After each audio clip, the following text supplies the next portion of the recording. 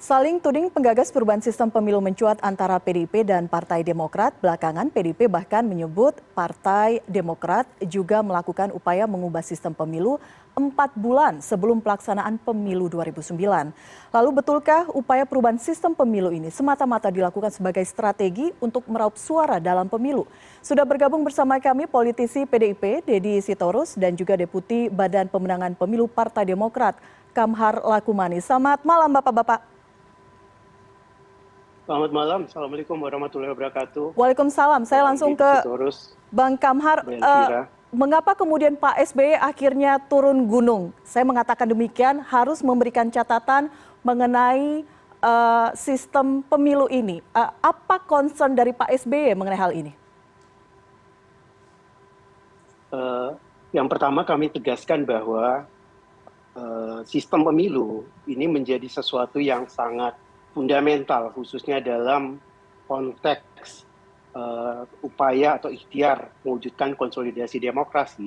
Ini juga sebagai amanah reformasi dan sebagaimana kita ketahui bersama bahwa Pak SBY adalah pribadi yang sangat taat asas dan pro-demokrasi. Karenanya ketika menemukan kenyataan atau mendapatkan informasi yang telah diverifikasi itu cukup valid bahwa ada upaya-upaya atau ada indikasi akan terjadi sabotase atau perubahan pergantian terhadap sistem pemilu yang saat ini sudah berjalan mulai dari pemilu 2009, 2014 sampai 2019, sistem pemilu proporsional terbuka untuk dikembalikan kepada sistem lama, sistem pemilu proporsional tertutup. Sebagai seorang negarawan, sebagai politisi senior tentunya wajar-wajar saja, sah-sah saja untuk kemudian mengambil sikap dan menyampaikan sikap yang tegas terhadap posisi upaya konsolidasi demokrasi ini, khususnya terkait dengan undang-undang pemilu berkaitan dengan sistem pemilu proporsional terbuka dan tertutup. Itu yang pertama. Yang kedua juga kami tegas merespon tudingan dari elit PDIP, khususnya Sekjen PDIP Bung Hasto yang menuding bahwa di masa pemerintahan Pak SBY terjadi upaya pergantian sistem pemilu sebagai upaya untuk memenangkan pemilu pada saat itu. Itu tidak hanya keliru tapi juga menyesatkan, karena yang saat itu melakukan judicial review di Mahkamah Konstitusi justru adalah kader PDIP, M. Solah yang juga tercatat sebagai caleg pada masa itu, dan kemudian judicial review dari mereka dikabulkan oleh Hakim Mahkamah Konstitusi. Tentunya kami hormati putusan tersebut karena kami menyadari sepenuhnya bahwa sistem pemilu proporsional terbuka itu adalah bagian dari ikhtiar untuk meningkatkan derajat dan kualitas demokrasi. Jadi sama sekali ketika terjadi perubahan sistem pemilu pada masa itu bukan untuk kepentingan elektoral Partai Demokrat, dan kalau kemudian Partai Demokrat secara konsisten terus memperjuangkan sistem pemilu proporsional terbuka karena semata-mata sebagai komitmen untuk terus memperjuangkan dan meningkatkan derajat serta kualitas demokrasi kita. Kalau pada masa itu dikatakan proporsional terbuka membuat capaian atau perolehan pemilu Partai Dem pada 2009 yang lalu kemudian memperoleh kemenangan yang meningkat berkali-kali lipat dibanding hasil perolehan pada 2004, itu tidak ada kaitannya dengan sistem pemilu proporsional terbuka. Pada masa itu murni karena rakyat sangat menginginkan Pak SBY yang sukses di periode untuk terus melanjutkan pemerintahnya di periode kedua, dan rakyat juga tahu bahwa Partai Demokrat adalah partainya Pak SBY. Karenanya untuk mewujudkan harapan rakyat tadi agar Pak SBY bisa maju lagi, yang pada saat itu ada upaya untuk menjegal Pak SBY dengan presidensial threshold yang begitu tinggi, sementara Partai Demokrat pada saat itu hasil pemilu 2004 baru 7,7%. Ini yang kemudian rakyat terkonsolidasi untuk berbondong-bondong memilih Partai Demokrat, hingga capaian Partai Demokrat pada 2009 itu mencapai 2%, melampaui presidensial threshold pada saat itu yang 15%, yang sebagai upaya untuk menghalangi PSB pada masa itu. Dan Baik. ini karena pada saat itu pileg lebih dulu daripada pilpres, karenanya upaya untuk kalau dituduhkan bahwa proporsional terbuka itu menjadi bagian dari upaya untuk meningkatkan elektabilitas Partai Demokrat menjadi kurang pas, karena kenyataannya pada saat itu malah banyak caleg-caleg Partai Demokrat yang tidak turun ke dapil pun bisa duduk karena apa? Faktor SBY effect. Jadi itu yang menjelaskan Oke, perolehan Partai Demokrat yang naik berkali-kali lipat pada baik. masa itu, faktor SBY effect. Faktor SBY efek sehingga naik suara sekitar 300% begitu ya. Karena memang harapan masyarakat saat itu Pak SBY melanjutkan kepemimpinan periode kedua. Setidaknya begitu ya Bang Kamhar ya dari Partai Demokrat ya. Sekarang saya ke PDIP. Bang Deddy, jika kemudian Betul. tadi penjelasan Partai Demokrat seperti itu, artinya tudingan dari Sekjen Anda, Pak Hasto ini tidak berdasar dan eh, kita ingin mempertanyakan apa kemudian yang melatar belakangi PDIP kemudian merespon dengan cara dan statement seperti ini kepada Partai Demokrat. Tujuannya seperti apa sih, Bang? Itu kan tergantung Anda mau telan bulat-bulat semua omongan dia atau tidak. Oke. Itu kan kebenaran dari perspektif dia. Ya wajar saja tadi ngomongnya manis banget, begini, begono, bahkan Kan silakan sampai diuji menyembunyikan fakta. fakta-faktanya kan Enggak, gantian ngomongnya masih bos. jelas Bos, tersimpan ngomongnya semuanya. gantian. Ngomongnya gantian. Ya Anda udah silakan, ngomong silakan. bermenit-menit, gantian dong. Ini aja udah mau maksa-maksa gimana Oke, Bang sih? Deddy silakan. Saya boleh ngomong nggak? Oke, udah bisa. Sudah silakan Bang Deddy. Oke, jadi yang menggugat pada 2008 itu ada putusan 22 dan 24. Yang pertama yang tadi disebut oleh dia itu M. Soleh, sebenarnya basis gugatan yang paling besar adalah soal 30% caleg perempuan. Baru pasal 214 yang tentang 30% BPP. Tetapi dia ini tidak menyebutkan dua orang kader Demokrat yang fokus hanya soal yang 30% BPP. Jadi ada dua orang caleg Demokrat itu, ya, yang satu adalah Sujipto SH, seorang notaris, lalu satu lagi Septi Notariana, ya. Si Sujipto ini akhirnya menjadi anggota DPR, ya, DPR RI. Kalau nggak salah saya kemudian meninggal kecelakaan tenggelam ya kapalnya kalau saya nggak salah. Ini kan nggak disebut sama Kamha. Lalu ada fakta apa lagi ketika itu? Fakta ketika itu kemudian 2009 beberapa orang anggota KPU masuk Demokrat. Itu tidak disebut sama dia. Ya, lalu apa lagi?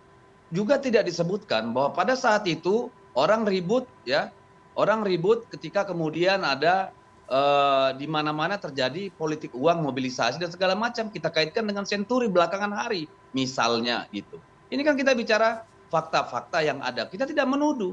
Yang disampaikan oleh Sekjen itu adalah bahwa SBY itu lupa tahun 2008 terjadi usulan pergantian sistem pemilu, ya, pada masa 4 bulan sebelum pemilu.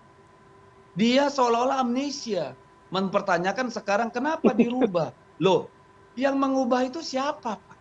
Ini kan penuh fitnah keji nih tadi dari Kamhar ngomong nih. Ada indikasi apa, ngomong dong. Ada upaya sabotase, ngomong dong. Kalau tidak kan ini fitnah kepada kami. Sama dengan kami juga bisa melempar fitnah. Tadi Anda bilang itu karena faktor SBY. Oh, come on, tidak. Kita lihat series daripada survei-survei menjelang akhir tahun 2008 itu terus merosot Pak SBY. Kalau kita mau bicara fakta, dan Kamhar ini saya kira bukan anggota DPR pada saat itu, tapi Pak Hasto itu anggota DPR, terlibat dalam proses-proses itu. Jadi marilah kita. Ini kan semua karena Pak SBY terlalu cepat menuduh, ya, dan mempertanyakan hal yang sebenarnya begini. Sistem pemilu diganti itu hal biasa. Sudah kita alami berkali-kali. Tidak ada satupun sistem pemilu yang bisa dikatakan demokratis atau tidak demokratis. Ya, berkualitas atau tidak berkualitas. Itu sudah dibuktikan oleh banyak profesor. Setiap negara, banyak negara, ya, yang seringkali melakukan perubahan-perubahan sistem pemilu untuk menemukan sistem pemilu yang terbaik menurut kepentingan nasionalnya. Nah, ada orang menggugat itu demokratis karena melalui sistem judisiari kita, melalui Mahkamah Konstitusi. Kita hormati, jangan langsung memfitnah-fitnah yang lain gitu loh. Ini kan jadi menurut saya ini ya nggak elok gitu ya. Langsung menuduh seolah-olah ada nih yang main di belakang. Silakan buka fakta-faktanya, jangan main fitnah. Karena kalau soal fitnah kami juga bisa fitnah gitu loh. Oke. Jadi tolong ini diluruskan. Jadi saya mau bilang begini, apapun ini ya, sistem pemilu apapun itu adalah konsensus nasional. Ya, itu kesepakatan bersama. Dan saya kira Mahkamah Konstitusi juga akan melihat itu. Tidak mungkin serta-merta kita dari terbuka langsung kembali tertutup. Dulu saja perdebatan kita bukan soal terdebat apa? Terbuka tertutup. Ya, persoalan itu adalah pasal 214 tentang apa namanya bagaimana individu caleg mencapai BPP sehingga bisa terpilih, bukan langsung kepada partai. Jadi ini omongan-omongan sembrono kayak begini yang mbok dikurangin gitu loh. Oke, kita Udahlah, ingin kita luruskan. ngomong yang real-real aja. Bang Deddy. Tidak ada upaya dari PDI Perjuangan, tidak ada kepentingan PDI Perjuangan mengubah sistem pemilu. Tapi kalau ditanya, kalau kita diberi apa namanya pertanyaan mana yang kalian pilih, kami pilih tertutup. Kenapa? Kami bisa memilih caleg-caleg yang sesuai. Itu menurunkan biaya ongkos politik, money politik, serangan fajar segala macam. Wajar dong kami berpendapat begitu. Itu kan biasa saja karena nanti menentukan hakim MK, bukan PDI Perjuangan. Jadi janganlah langsung berburu sangka, menuduh-nuduh, dan nggak usahlah sok malaikat-malaikatan gitu loh. Kita ini bicara yang jujur-jujur aja, karena persoalan ini ranahnya Mahkamah Konstitusi, silahkan kita berdebat di sana. Jangan main tuduh-tuduh gitu loh Mbak, silakan Mbak Elvira. Oke, baik. Karena kita ingin meluruskan, makanya kita hadirkan Demokrat dan PDIP malam hari ini. Saya kembali ke Bang Kamhar. Tadi disebutkan sebenarnya ada pengajuan judicial review dari 2 caleg Partai Demokrat saat itu. Apakah betul, tadi ya Bang Deddy mengatakan mungkin Pak SBY lupa, atau memang Pak SBY tidak tahu, atau memang faktanya tidak dibuka ke publik, Bang Kamhar? Jadi jelas sekali sebenarnya bahwa ada beberapa orang pada saat itu yang melakukan judicial review dan masing-masing memang punya legal standing atau hak hukum untuk melakukan judicial review. Sama sekali itu tidak by design. Kalau ada tudingan bahwa itu desain dari pemerintah Pak SBY saat itu, saya pastikan itu fitnah karena itu sama sekali tidak ada. Di Partai Demokrat pun pada saat itu kebetulan saya mendampingi ketua tim penjaringan pada masa itu, tahu betul proses-proses yang sudah berjalan. Kemudian ketika MK melakukan perubahan keputusan, kita juga harus ekstra untuk kemudian melakukan penyesuaian-penyesuaian. Kita tidak siap awalnya dan kemudian setelah itu diputuskan ya kita beradaptasi untuk menyesuaikan pada proses rekrutmen caleg yang sudah berjalan. Itu namun Partai Demokrat sekali lagi kami tegaskan kita menghormati, kita menghargai putusan tersebut dan terus mempertahankan sistem pemilu proporsional terbuka ini karena kami pandang adalah sistem yang paling demokratis, sistem yang paling merepresentasikan di mana kedaulatan rakyat sebagai yang utama dan diutamakan. Harus kita pahami bahwa intisari daripada demokrasi itu adalah kedaulatan rakyat.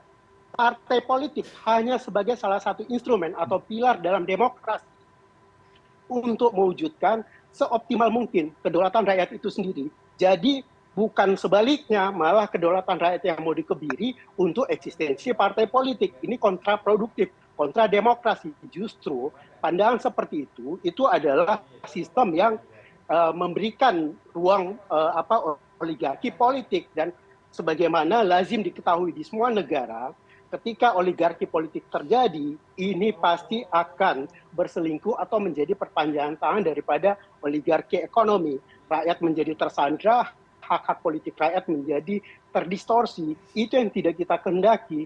Kita mau sistem proporsional terbuka ini supaya yang rakyat itu kedaulatannya besar dalam menentukan siapa yang menjadi wakilnya di parlemen. Wakil-wakil terbaik yang bagi rakyat yang dipandang paling representatif untuk mewakili mereka, merekalah yang kemudian berhak untuk menduduki kursi di parlemen sebagai wakilnya.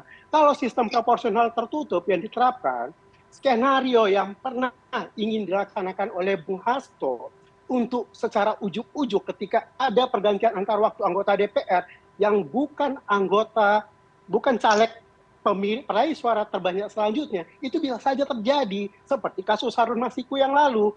Itu mungkin terjadi kalau sistem proporsional tertutup. Dalam sistem proporsional terbuka, hal seperti itu nggak mungkin karena suara rakyatlah yang menentukan. Baik. Setelah kalau misalnya ada mekanisme PAW yang punya hak untuk menempati kursi tersebut sebagai perwakilan rakyat di DPR adalah peraih suara terbanyak selanjutnya. Jadi sistemnya seperti itu. Baik, Bang Kamhar, kita tidak ingin ada fitnah di antara Partai Demokrat dan PDIP, tapi tudingan yang disampaikan Pak SBY itu jelas untuk PDIP? Jadi di DPR itu ada 9 fraksi atau ada 9 partai yang punya kursi di DPR. 8 partai itu punya pandangan yang sama. Baik. Termasuk tadi ketika Pak Surya Paloh selaku Ketua Umum Partai Nasdem berkunjung ke DPP Partai Demokrat, pada saat menyampaikan konferensi pers bersama Mas Ketum AHY, juga menegaskan kembali komitmen untuk sistem pemilu proporsional terbuka ini. Dari 8 fraksi, dari 9 yang pro sistem pemilu proporsional terbuka, ada 8 fraksi, dan sistem pemilu proporsional tertutup hanya PDIP. Baik, ingin merespon itu mungkin Bang Deddy? Ya, ini kan kalau menurut saya kurang banyak baca lah, gitu ya. Pertama gini, dari 189 negara di dunia, ya 76-nya menggunakan sistem proporsional. Dari 76 yang menggunakan sistem proporsional itu hanya 11 yang menggunakan sistem proporsional terbuka. Negara-negara apa yang menggunakan sistem proporsional terbuka? Adalah 2, negara yang penduduknya kecil, tidak punya sejarah kepartaian, dan sangat tergantung pada individu-individu. Jadi tidak bisa dikatakan bahwa sistem proporsional terbuka adalah yang paling demokratis. Enggak. Tertutup juga demokratis, Pak. Jadi itu satu salah kaprah. Kedua, Undang-Undang Dasar 45 kita tidak pernah, itu open legal system, tidak pernah menentukan sistem pemilu. Dia hanya mengatakan pemilu harus dilaksanakan secara jurdil, demokratis, ya, dan secara konsisten sekali 5 tahun. Jadi nggak ada itu Undang-Undang Dasar, jangan pakai akal-akalan lah. Menuduh seolah-olah kalau bukan proporsional terbuka, maka itu adalah tidak demokratis, memasung hak rakyat. Jangan begitu dong. Itu kan cara berpikir yang menurut saya sesuka hati. Gini, perbedaan harus kita hargai. Kalau 8 fraksi mengatakan ini loh yang menurut kami paling demokratis, silakan.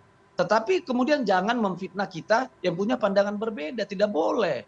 Karena mari kita lihat juga statistiknya. Ketika dikatakan bahwa rakyat akan memilih orang, faktanya secara statistik 83,5%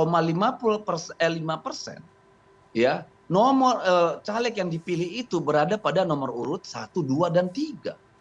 Artinya secara logika rakyat pun berpikir bahwa urutan 1, 2, 3 itu adalah memang calon-calon terbaik yang dibuat oleh partai. Jadi dari 83,5% tadi, 62,2%-nya itu nomor urut 1. Jadi dalam prakteknya rakyat pun melihat nomor urut itu sangat-sangat menentukan. Jadi berapa jumlahnya caleg yang di bawah nomor urut 1, 2, 3? Ya, terutama katakanlah 7 sampai 10. Itu tidak sampai 2,5%. Gitu loh. Jadi apakah kita mau bilang bahwa benar-benar itu merepresentasikan orang? Tidak. Ternyata faktor nomor urut sangat berpengaruh. Gitu loh. Oke. Itu kita harus akui. Baik. Nah, persoalan yang paling penting bagi kita begini. Setiap negara mengubah sistem pemilunya itu untuk kepentingan nasional. PDI Perjuangan melihat bahwa apa? Dengan sistem terbuka ini ada banyak kekurangan. Mari kita akui. Pertama, money politik luar biasa, Pak. Orang jadi anggota DPR itu kalau nggak punya minimal 5 sampai 15 miliar, omong kosong bisa terpilih. Satu. Yang kedua, terjadi begitu banyak kecurangan yang melibatkan aparat penyelenggara, pengawas pemilu. Terjadi gontok-gontokan di dalam, ya, di dalam partai sendiri, internal partai sehingga tidak pernah solid. Lalu apa? Partai tidak pernah melakukan pengkaderan secara baik karena setiap pemilu selalu mencari siapa yang punya uang, siapa punya jaringan, lalu tiba-tiba masuk partai dan jadi caleg. Ini kan persoalan-persoalan yang harus kita jawab menjadi sebuah diskursus nasional. Bukan dituding-tuding, rekayasa, dan segala macam. Masa kalian mau mengabaikan masalah-masalah itu? Kalau urusan nanti mau seperti apa sistem pemilu, serahkan pada MK. Jangan nuduh-nuduh gitu loh. Kan ini yang nggak baik kalau menurut saya. Udah, nggak usah sok suci. Kalau saya sih ngomong, udah kita serahkan sama MK. Nggak usah saling jelek-jelekin deh. Gitu loh. Kenapa Oke. nggak bisa begitu aja? Oke, karena memang saat ini tengah berproses di Mahkamah Konstitusi, kita juga bagaimana nanti hasilnya kita masih menunggu. Saya ke Bang Kamhar lagi, PDP mengatakan sudah deh begitu ya, nunggu aja hasil dari MK, jangan jelek-jelekin. Tapi kemudian ini seperti bola panas yang terus direspon oleh kedua partai. Betul tidak Bang Kamhar, apa yang dilakukan Partai Demokrat ini mencari celah untuk mendapatkan respon positif, mendongkrak suara partai? Jadi, tafsir dan referensi demokrasi yang disampaikan Bung Deddy tadi, itu demokrasi prosedural, bukan demokrasi substantif, hanya berkutat pada tata cara. Sekali lagi saya tegaskan, semua referensi demokrasi silakan dibuka, substansi atau intisari daripada demokrasi itu universal participation, kedaulatan di tangan rakyat. Itulah yang menjadi makam tertinggi dalam tafsir demokrasi. Jadi sistem pemilu proporsional terbuka itu adalah wadah yang paling representatif untuk merepresentasikan kedaulatan rakyat itu, bukan dimonopoli oleh partai politik. Kita setuju bahwa partai politik harus kuat, tetapi ada mekanisme atau sistem untuk itu, bukan dengan tiba-tiba ujuk-ujuk pemilu dari proporsional terbuka menjadi proporsional tertutup. Dan tadi berbagai argumentasi yang disampaikan Bung Deddy yang katanya akan mendistorsi demokrasi itu sendiri, padahal itu bisa terjadi dalam sistem proporsional tertutup. Semua yang tadi disampaikan, yang katanya ini menjadi faktor patologis dalam sistem proporsional terbuka, itu juga bisa terjadi dalam sistem proporsional tertutup. Yang terpenting saat ini adalah bagi kami, bagaimana semua partai politik itu melakukan komitmen untuk penguatan pengkaderan. Bagaimana partai politik untuk lebih selektif dalam melakukan seleksi terhadap pencalekan. Apa yang dikhawatirkan tadi, itu kan juga kalau akan terus berlangsung kalau partai politik tidak merubah itu. Kalau kita semua bersepakat untuk merubah itu, untuk bagaimana partai politik ini menjadi pilar yang aktif sebagai agen demokrasi, sebagai pilar demokrasi, kita optimis ke depan akan semakin baik lagi. Baik. Proses kaderisasi di tiap-tiap partai kita melihat saat ini makin ada regenerasi, ada berjalan. Di Partai Demokrat, alhamdulillah kami sudah berhasil melakukan regenerasi dan proses kaderisasi itu terus berjalan. Ya, kalau persoalan di Partai Bung Deddy kami tidak tahu, tetapi kami juga percaya bahwa komitmen untuk itu di semua partai ada. Baik, Bang Kamhar, sebagai penutup, jika kemudian terjadi perubahan sistem pemilu dari terbuka menjadi tertutup, menurut Anda siapa kemudian yang diuntungkan? Kalau itu terjadi, ini menjadi kemunduran demokrasi ya, dan Mahkamah Konstitusi sebagai lembaga yang lahir di era reformasi, sebagai salah satu lembaga yang merupakan produk dari amandemen Undang-Undang Dasar 45 yang keempat, ini sama halnya dengan membunuh ibu kandungnya yang melahirkannya, reformasi yang melahirkannya. Reformasi itu intisarinya demokrasi yang menjadi agenda utamanya. Karenanya Mahkamah Konstitusi punya imperatif baik itu secara moral maupun secara historis untuk memastikan bahwa proses konsolidasi demokrasi, ikhtiar untuk peningkatan derajat dan kualitas demokrasi itu terus berjalan secara substantif, tidak hanya prosedural. Oke, pertanyaan yang sama juga untuk Bang Deddy, jika kemudian terjadi perubahan sistem pemilu dari terbuka menjadi tertutup, apakah kemudian PDIP diuntungkan? Loh, soal diuntungkan atau tidak kan kita harus lihat hitung dengan cermat ya. Kita siap menghadapi mau sistem terbuka atau tertutup. Semua survei menunjukkan PDI Perjuangan selalu berada di atas 20%. Kalau bicara itu tidak ada urgensi buat kita mengotak-atik sistem pemilu. Dan memang bukan PDI Perjuangan yang punya agenda mengganti sistem itu. Tetapi kami punya sikap politik. Kalau disuruh milih, ya kami pilih itu. Gitu loh, itu harus dihargai dalam iklim demokrasi.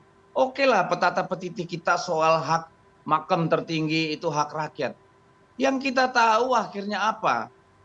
Bukan elit partai politik yang menjadi money politik, tapi seluruh rakyat Indonesia terlibat. Ini kan dosa peradaban kita. Kok kita diam aja gitu loh. Oke lah, mari kita sama-sama duduk merenungkan. Karena saya tadi katakan, tidak ada yang bisa kita sebut ini sistem paling baik, itu tidak baik. Tidak ada, Bung. Tidak ada referensi untuk itu. Tapi mari kita sama-sama melihat persoalan-persoalan yang ada. Sikap kita terhadap partai politik, kaderisasi sebagai sumber rekrutmen pemimpin itu kayak apa? Bagaimana kita melihat politik uang? Bagaimana kita melihat penyelenggaraan pemilu? Ini Anda boleh katakan itu prosedural, tetapi itulah esensi. Karena bagaimana kita sampai kepada esensi kalau prosedurnya diterabas? Ini kan persoalan mendasar gitu, kenapa diabaikan? Saya hanya mau mengatakan begini. Sebenarnya yang paling tidak pernah diomongkan, kenapa memilih terbuka dengan tertutup? Karena partai-partai ini lebih percaya pada kekuatan individu caleg untuk mendapatkan suara daripada partainya. Itu tidak mau jujur dikatakan. Kalau saya sih menganggap itu, tidak ada hal lain. Kalau benar-benar pengkaderan dilakukan secara baik, konsolidasi partai dari atas sampai ke ranting ke RT dilakukan dengan baik. Rekrutmen kader dilakukan sepanjang 5 tahun terus-menerus. Dari pemilu sebelumnya ke pemilu yang akan datang, saya kira tidak akan ada yang takut dengan sistem tertutup kalau sama-sama mau memperbaiki. Tetapi realitanya kan kita begitu, lebih mudah menyerahkan itu kepada pertarungan orang per orang yang kemudian akan membuat suara partai itu menjadi banyak. Sementara kalau tertutup, ini pasti hanya yang nomor urut potensial yang akan bekerja, yang lain pada kabur. Kan ini persoalan kalau yang kita mau akui secara terbuka gitu. Oke, baik. Artinya terbalik, harus. justru kalau tertutup silakan. hanya nomor urut atas yang bekerja. Ya, terbalik justru. Jadi kalau di sistem proporsional itu, terbuka, kalau dia nomor urut menjadi tidak relevan. Nomor justru urut itu menjadi kalau tidak dia relevan, tapi suara terbanyak maka semuanya akan bekerja. Dan kalau dia tadi tertutup Bung Deddy hanya menyinggung nomor urut angka-angka, jadi yang bekerja, hasil yang survei lain dari tidak kerja, Trust Indonesia, suaranya sedikit. Maka Anda ingin agar terbuka, rakyat semua orang kerja, agar jadi sistem suaranya pemilu banyak. itu tetap Kan proporsional, Anda terbuka. tidak mau, Jadi itu suara Anda rakyat, tidak punya kekuatan suara rakyat partai ini untuk yang menggalang terekam, suara. terpotret dari hasil Berharap survei, pada orang, berharap ini yang pada harus uang. Itu aja diakui. kita sebagai partai politik Kalau yang partainya digelar kuat, demokrasi maka Anda tidak harusnya perlu takut memperjuangkan sistem tertutup. aspirasi tersebut. Tapi karena partai Anda tidak diolah dan dikelola dengan baik, Anda Oke, baik. takut tertutup. Cuma Oke. 2 orang yang Saya kerja berikan gitu. kesempatan 1 menit, 1 menit. Persoalan tata kelola partai. Ini persoalan Oke lah, Mbak, demokrasi. ditutup aja, Partai Mbak. politik Cukup, sebagai saya kira. pilar demokrasi. Udah Itu yang cukup. harus kita Nggak ada. Baik. Tertutup Oke, terbuka baik. itu demokratis. Oke. Tertutup terbuka itu demokratis, Bung. Jadi Baik, jangan sembarangan. oke. Untuk demi demokratis juga, Itu saya harus perbedaan sudahi. selera. Waktu kita sudah habis, tapi terima kasih Bapak-Bapak perspektifnya dari Partai Demokrat, dari PDIP. Kita melihat apa yang kemudian dilakukan oleh partai betul memang murni menyuarakan aspirasi masyarakat, bukan hanya sekedar strategi untuk meraup suara jelang pemilu 2024 mendatang, sambil kita menunggu bagaimana nanti putusan dari Mahkamah Konstitusi. Terima kasih sekali lagi Bang Deddy dan Bang Kamhar, waktunya di Prime News malam hari ini. Sehat-sehat selalu. Terima kasih Mbak Elvira. Terima kasih Bang Deddy. Yuk, mari sama-sama.